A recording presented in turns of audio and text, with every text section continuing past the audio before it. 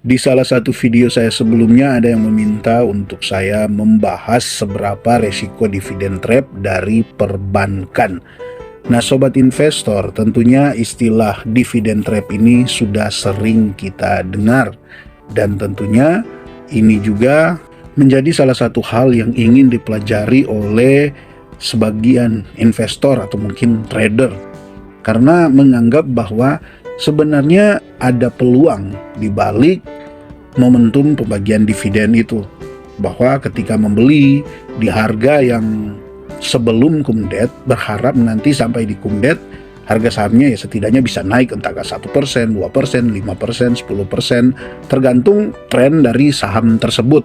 Apalagi ketika secara trennya mengarah ke positif, kan itu justru dianggap merupakan suatu kesempatan lah untuk trader di saham yang akan membagikan dividen. Dan juga kedua, berharap nanti ketika di ex-date-nya, kalaupun dia koreksi, seandainya saham tersebut membagikan dividen 5%, maka kalaupun dia koreksi, ya koreksinya mungkin cuma 3%, kan itu dianggap sudah untung ya, karena membeli di harga kumdet saja, misalnya memberi di harga 1.000, kemudian dia koreksi hanya 3%, kan berarti hanya turun sedikit ke 970, berarti kan secara hitung-hitungannya masih ada untung kurang lebih 2%.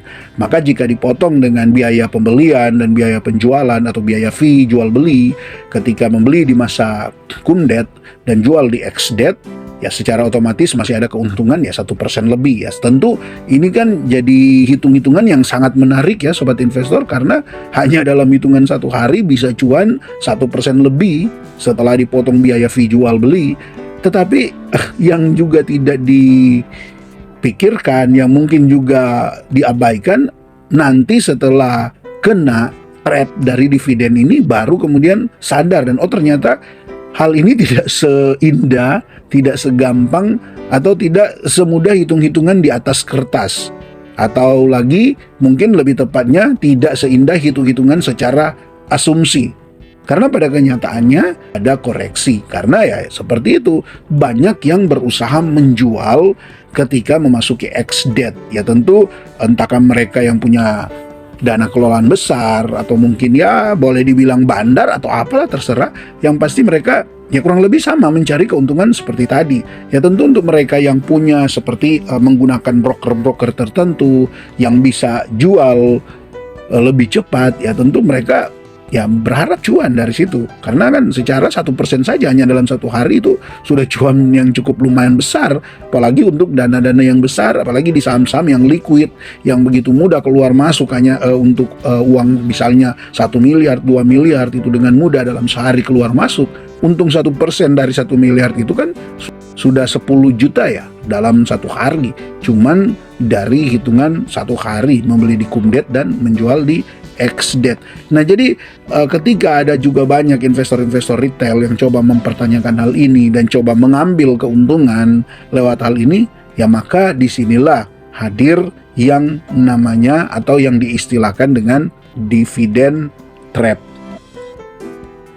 Oke, mungkin karena ini lebih khusus untuk menjawab pertanyaan dari salah seorang yang menuliskan komentar di video saya sebelumnya, yang langsung spesifik ke arah dividen trap perbankan, maka saya akan membahas lebih ke arah itu ya, sesuai dengan pertanyaannya. Tapi kemungkinan berikut saya akan membahas lebih lengkap lagi berkaitan dengan dividen trap ini ya sobat investor. Kita akan coba membahas nanti sebenarnya dividen trap ini ada atau tidak, dan dividen trap ini sebenarnya untuk siapa? Untuk investor atau untuk trader? Tetapi ya tentu itu akan saya bahas di video selanjutnya, karena pasti pembahasnya akan lumayan panjang. Maka saya akan lanjut ya untuk membahas atau coba menjawab pertanyaan tentang menghitung resiko dividen trap dari saham perbankan ya sobat investor, yang tentunya untuk pada kesempatan ini saya hanya akan fokus pada 3 saham perbankan BUMN, yaitu BRI, BMRI, dan juga BBNI. Oke, dari ketiga saham perbankan BUMN yang masuk dalam Big Four Banks, yang pertama yang akan membagikan dividen itu lebih awal adalah BBRI, di mana kalau kita lihat di sini dari data yang dibagikan Untuk BBRI, untuk dividen historinya kan nanti dividennya itu sebesar Rp208,40 dengan ex-date-nya ada di 11 April 2025, dan untuk payment date-nya atau pembayaran dividennya itu bagi Anda yang mengejar dividen, apalagi bagi Anda pemula, uangnya nanti akan masuk di tanggal 23 April 2025 ya. Ini data yang diberikan di sini. Artinya kan di sini ex-date-nya 11 April 2025, berarti batasan untuk bisa mendapatkan dividen dari BBRI masih bisa sampai di tanggal 10. Jadi ada 3 hari lagi lah perdagangan setelah pembukaan. Perdagangan bursa setelah libur cukup panjang ya sobat investor, di tanggal 10 nanti, atau di lebih tepatnya di hari Kamis tanggal 10 April 2025 itu kumdet atau masa terakhir untuk Anda membeli BBRI untuk mendapatkan dividennya. Lihat pergerakan harga sahamnya, ya tentu kalau kita menarik dalam 1 minggu terakhir ini, BBRI sudah naik 10% ya, 10,66%. Dalam 1 bulan ini BBRI sudah naik 11,57%. Bahkan kalau kita tarik dari terendahnya di 3.360 ini sudah naik ya kurang lebih lah 15%. Nah, jadi untuk Anda yang berpikir atau mencoba menghitung resiko dividen trap dari BBRI yang secara hanya tinggal 3 hari lagi perdagangan bursa setelah bursa dibuka nanti usai libur panjang, maka otomatis yang dihitung adalah 3 hari ini. Nah, di 3 hari ini apakah dia masih berpeluang untuk mengalami kenaikan, ataukah justru di 3 hari ke depan dia akan mengalami penurunan? Karena secara dalam 1 bulan terakhir ini, apalagi dari bottomnya di 3.360, dia sudah naik kisaran 15%. Nah, tentu untuk apakah BBRI ini akan kembali koreksi di 3 hari perdagangan sebelum dia masuk masa ex-date, bisa dibilang tidak ada yang bisa memastikan hal itu. Karena di 3 hari perdagangan bursa nanti setelah bursa dibuka, bisa jadi kan misalnya ketika justru banyak yang mulai antusias karena secara dividen yang akan dibagikan masih 208, maka kalau dihitung dari harga sekarang ini 4.050 kan masih ada 5% ya, 5,1% untuk dividen yang bisa didapatkan ketika membeli BBRI di harga terakhir ini 4.050. Tentunya akan kembali kepada market. Apakah di harga sekarang ini market masih tertarik dengan BRI yang secara kemarin sudah turun cukup dalam, dan apakah memang market masih cukup besar dananya masuk di BBRI setelah, ya tentu kita lihat kan investor juga di BBRI ini terus bertambah, sehingga ya boleh dibilang sudah cukup banyak dana yang masuk di BBRI ini ketika justru asing buang. Dan yang kedua yang jadi pertanyaan di sini adalah apakah nanti asing akan lanjut lagi untuk outflow-nya, karena mengingat ya mungkin masih ada banyak yang tertarik dengan potensi dividen 5% di harga sekarang ini yang justru dimanfaatkan oleh asing mungkin untuk kembali melanjutkan outflow-nya jika memang mereka masih belum selesai untuk keluar ya dari BBRI ini. Walaupun memang di beberapa hari terakhir kan kita melihat bahwa asing juga ada yang mulai akumulasi. Bahkan kalau kita lihat dari order book BBRI yang terakhir dan perdagangan di kisaran 1,29 triliun, maka kita lihat di sini ternyata asing sudah net buy ya, sudah net buy, di mana di perdagangan terakhir itu untuk asing beli 1 triliun, sedangkan yang jual hanya 658 triliun. Jadi di kisaran 344 miliar untuk net buy asing di perdagangan hari terakhir. Nah, kalau ini terus berlanjut ya, seandainya sama untuk market lah perdagangan di hari terakhir secara valuasinya diperdagangkan di 1,2 triliun, dan juga secara untuk pembeliannya justru lebih banyak asing yang membeli seperti data ini, berarti kan menandakan ternyata asing sudah selesai untuk keluar dan ternyata sudah mulai masuk. Artinya untuk mereka yang memang sudah sesuai dengan tujuan mereka untuk keluar dari BRI yang sudah selesai, dan mungkin yang lain yang sekarang mulai masuk, ya tentu untuk 3 hari perdagangan BBRI ke depan ya kurang lebih masih ada berpotensi mengalami kenaikan. Jadi kalau dia mengalami peningkatan ya misalnya 3-4% dari harga sekarang ini sebelum akhirnya dia masuk di ex-date, maka ya boleh dihitung kalau berbicara tentang resiko dividen trap ya boleh dibilang ya sebenarnya akan mengalami keuntungan 3-4% ini. Karena apa? Karena kalaupun Anda sudah dapat 3-4% dari harga sekarang ini, kemudian dia ex-date dan dia koreksi sebesar ya 5% kan tadi ya, 5 bahkan sampai 6-7% pun dia koreksi, berarti kan dipotong dengan dividen 5,1%, kemudian kalau dia koreksi 7% berarti selisihnya 1,9%.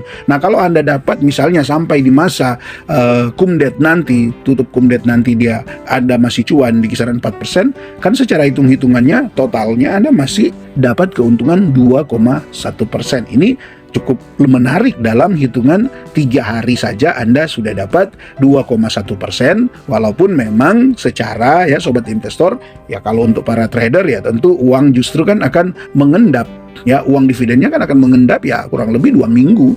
Sobat investor, sebelum saya memberikan kesimpulan, coba kita lihat lagi untuk 2 saham yang lainnya. Nah kita lihat untuk BMRI sekarang ini ada di harga 5.200. Secara pergerakan harga saham dalam 1 minggu dia sudah naik berapa? 12%. Ya sobat investor, dalam 1 bulan terakhir ya dia naik 11,59%. Berarti kurang lebih sama lah, kalau dari bottomnya ini sudah ya entah mendekati atau kurang lebih 15%. Jadi kurang lebih sama dengan BBRI ya sobat investor. Untuk BMRI ini menjelang pembagian dividen ternyata sudah naik juga di kisaran 15% dari bottomnya. Nah sobat investor, untuk BMRI ini data yang ada, dividen yang akan diterima Rp466,18 dengan ex-date-nya ada di 14 April 2025 dan payment date-nya ada di 23 April 2025. Artinya untuk Anda bisa mendapatkan dividen di BMRI, Anda masih bisa membeli sampai di hari Jumat tanggal 11. Anda masih bisa mendapatkan dividen di BMRI. Nah, jadi kalau melihat untuk BMRI ini kan secara dividennya, dividen per share-nya ada di 466,18. Mari kita hitung, kita bagi dengan harga sekarang ini ada di 5.200 ya. Ternyata potensi dividennya masih di kisaran 8,9% ya sobat investor. 8,9% dengan masih ada kisaran 4 hari perdagangan ke depan. Maka kalau kita menghitung ya kurang lebih sama dengan BRI tadi. Maka kita lihat dulu untuk perdagangan terakhir BMRI ini. Kita lihat dari order book yang ada, untuk valuasinya dia sedikit lebih besar dari BBRI kemarin ya, karena BBRI hanya di kisaran 1,2 triliun, sedangkan BMRI ada di 1,56 triliun. Nah, kita akan lihat ini untuk perdagangannya. Di sini terpantau asing membeli 1,13 triliun, jual 1,01 triliun. Artinya net buy-nya ada di 117 miliar. Jadi kalau dibanding dengan BBRI, justru memang secara valuasi perdagangannya lebih besar BMRI. Tetapi dilihat dari asing, justru asing lebih besar membeli BBRI daripada BMRI ini secara presentasenya. Karena kan BBRI tadi kalau nggak salah di kisaran 336 miliar ya net buy-nya, sedangkan untuk net buy dari BMRI ini hanya di kisaran 117 miliar. Jadi ya sobat investor, lain lagi ya. Tapi kalau memang ternyata di 4 hari perdagangan ke depan justru sebenarnya asing masih ya kurang lebih lah sama dengan ini, ya masih berpotensi lah untuk mengalami keuntungan seperti hitung-hitungan tadi, bisa mencapai mungkin 3-5% lagi dari harga pembelian sekarang ini. Ya sobat investor, ini cuma sekedar hitung-hitungan karena kan secara presentase dividennya masih di kisaran 8% ketika membeli di harga 5.200 ini. Hanya tetap memperhitungkan resiko bahwa membeli di 5.200 ini ya sama, jika nanti market justru ternyata sudah merasa cukup dengan harga sekarang ini dan artinya mulai merasa resikonya jadi lebih besar untuk membeli di 4 hari perdagangan sebelum masa ex-date, ya besar kemungkinan justru BMRI ini bisa koreksi lagi turun ke 4.000-an, 4.900 atau yang pasti di bawah 5.000. Itu kemungkinan ya sobat investor, bisa jadi dan juga bisa tidak ya. Namanya juga cuma sekedar memprediksi ya sobat investor. Ini untuk BMRI. Nah coba kita lihat untuk BBNI. Untuk BBNI sendiri dari pergerakan harga sahamnya terakhir justru dia koreksi 0,24%. Satu minggunya dia naik 3,92%, walaupun memang dari 3.700 ini kan lumayan besar juga peningkatannya ya. Ya kurang lebih lah di kisaran 13-14% ya. Coba kita lihat untuk pembagian dividen dari BBNI. Sobat investor, Anda bisa lihat di sini bahwa ternyata untuk dividen yang akan dibagikan Rp374,06 per lembar sahamnya. Kemudian ex-date-nya ada di 15 April 2025, artinya ini satu hari lebih lama dari BMRI ya. Dan kemudian untuk payment date-nya ada di 25 April 2025 ya. Jadi ini kalau untuk payment date-nya 2 hari lebih lama dibanding dengan BMRI ya. Jadi bagi Anda yang ingin mendapatkan dividen di BBNI, Anda masih bisa masuk sampai di tanggal 14 April, itu hari Senin ya, sobat investor, untuk mendapatkan pembagian dividen dari BBNI sebesar Rp374,06 per lembar saham. Nah, kita akan coba menghitung dengan Rp374,06 per lembar saham, kita akan bagi dengan 4.240 ini. Maka potensi dividen yang akan didapatkan dari BBNI masih di 8,8%. Artinya kalau dibandingkan BMRI kan tadi BMRI di kisaran 8,9 ya, kurang lebih sama lah.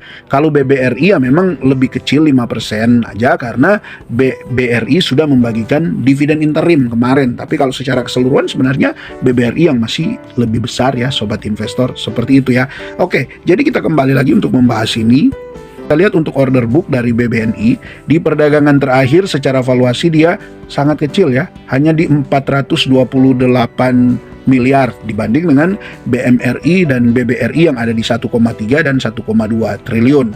Dengan kalau kita melihat di sini untuk presentasenya, ternyata asing net buy 17,3 miliar, di mana pembeliannya 144 miliar dan menjual 131 miliar. Jadi ya tiga-tiganya masih net buy lah.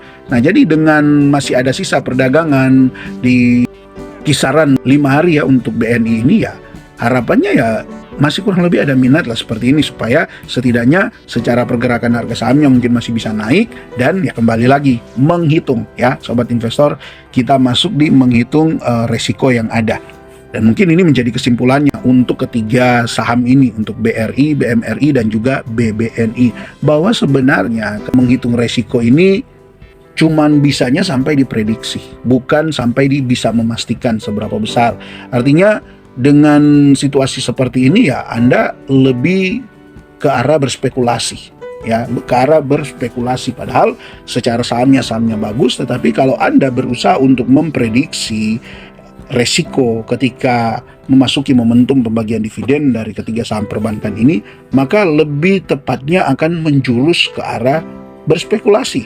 Ya, kalau sudah mengarah ke spekulasi, ya berarti Anda harus sudah siap dengan resiko yang ada. Artinya ya Anda berpeluang masih bisa cuan seperti hitung-hitungan saya tadi ya, bisa mungkin dapat 4-5% sebelum masuk di masa ex-date, tetapi dengan resiko yang ada juga. Tiba-tiba ternyata di minggu terakhir perdagangan, atau setidaknya 3-5 hari terakhir perdagangan untuk tiga saham ini, yang akhirnya kemudian market ternyata merespon masih melanjutkan tren negatifnya, ya itu justru Anda akan terjebak dengan berspekulasi. Ya, Anda akan terjebak dengan berspekulasi yang kemudian ya Anda akan kecewa lagi. Karena melihat pergerakan harga sahamnya hanya dalam satu minggu sudah naik 15%, ya tentu ada potensi untuk ke depan justru sebagian akan mulai melakukan take profit dan lain sebagainya. Jadi sobat investor, sebenarnya ya memang seperti yang sudah saya sampaikan dari awal, saya akan membahas dividen trap ini lebih luas lagi mungkin di video selanjutnya. Jadi kalau kesimpulan dari saya sendiri berkaitan dengan pertanyaan tadi itu, maka kurang lebih seperti ini. Yang pertama, kalau ini dari saya secara pribadi, jika memang mau membeli ketiga saham ini hanya memanfaatkan momentum pembagian dividennya, sehingga ini berkaitan dengan dividen trap. Karena kan kalau berbicara hanya memanfaatkan momentum pembagian dividen, sebenarnya bukan fokus pada dividennya, hanya sekedar memanfaatkan momentumnya untuk mengambil keuntungan mungkin berapa persen sebelum dia ex-date, atau bahkan kalau berani bisa ditahan sampai ex-date, karena berharap ya dia tidak koreksi sebesar pembagian dividen seperti contoh untuk BMRI 8,9%. Ya kemungkinan berharap ya kalau dia koreksi cuma 7% kan masih ada keuntungan 1,9% dari selisih dividen yang didapatkan dengan penurunan harga saham ketika ex-date, sehingga masih sempat jual ketika dia di ex-date yang turun 7,9%. Misalnya 7% misalnya ya. Seperti itu ya sobat investor. Maka kalau bagi saya secara pribadi, untuk pilihan yang pertama ini, membeli hanya untuk memanfaatkan momentum pembagian dividen dengan berharap seperti hitungan seperti tadi, maka saya akan memilih untuk tidak membeli. Kenapa? Karena resikonya sangat besar. Besarnya di mana? Yaitu karena hanya lebih bersifat berspekulasi. Kalau hitung-hitungannya memang ketika membeli di harga sekarang ini dia masih naik. Dan yang kedua, ketika dia ex-date kemudian dia tidak turun sebesar dividen yang dibagikan. Tapi kan seringkali justru ya seperti BCA ya kemarin ketika ex-date yang secara dividennya kalau nggak salah masuk di cum-date itu hanya di kisaran 2,9% atau 3%-an, tetapi di ex-date-nya justru dia koreksi sampai 5%. Nah, bisa jadi seperti itu. Jadi kembali lagi untuk yang pertama, jika saya membeli hanya memanfaatkan momentum pembagian dividen dengan tidak mau mencari dividennya sebenarnya, maka saya tidak akan mau membeli saham ini. Dan yang kedua, kesimpulannya, jika memang sebenarnya sudah sekian lama saya pengen membeli saham ini, tetapi mungkin baru dapat modalnya, baru dapat uangnya, dan uangnya uang dingin, dan memang sebenarnya tujuan saya mau berinvestasi di ketiga saham ini adalah untuk jangka panjang, maka sebenarnya di harga sekarang ini masih cukup menarik untuk Anda membelinya. Tapi ingat, untuk memang fokus jangka panjang dan memburu dividennya. Sehingga apa?